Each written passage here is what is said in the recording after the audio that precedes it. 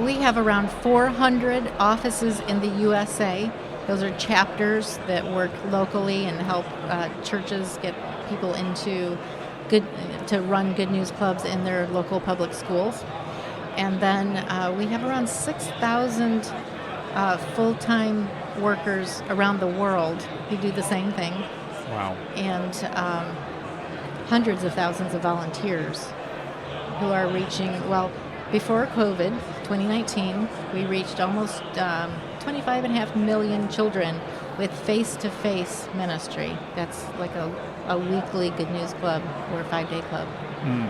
Now, the Good News Club is really one of the vehicles that God uses in order to reach children, and one of the principal ways of reaching kids is actually in the public schools. We're going to be talking about a very important anniversary of a Supreme Court decision that allowed Good News Clubs to continue to operate. But what happens at a Good News Club? And first of all, let me make sure I've got it correct. Is it mainly or exclusively in schools, or are there other locations as well? There are other locations, but our hope is to have a Good News Club in every elementary Christian or every elementary public school, because that's where the children are.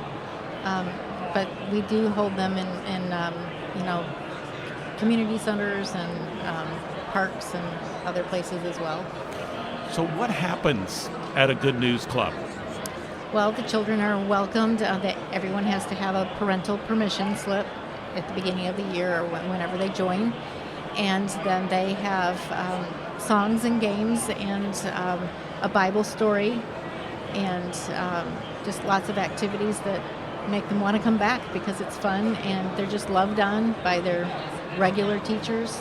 And it's a great program. It's our flagship program, and then the 5-day club program operates in the summer, and that's 5 days long, like in a park or someplace or backyard. So how does a Good News Club get placed into a school? Is it something that perhaps a parent of a child would contact the school and ask permission? Is it something that a church would sponsor, or how is that usually operated and handled with the school? Well, the best way is for your local chapter director to know of your desire to sponsor a Good News Club. And because our people are very experienced in speaking to school administrators and explaining the program and getting that started for you. So we like to hold trainings in a church, in a local church who wants to sponsor a club, so that those club leaders are well trained, and then they actually can do even better in their children's ministry at church as well, Sunday school or children's church, once they receive this training. And then so the local chapter partners with this church to get that club going and sees that they have all the curriculum and everything they need to run a really good program.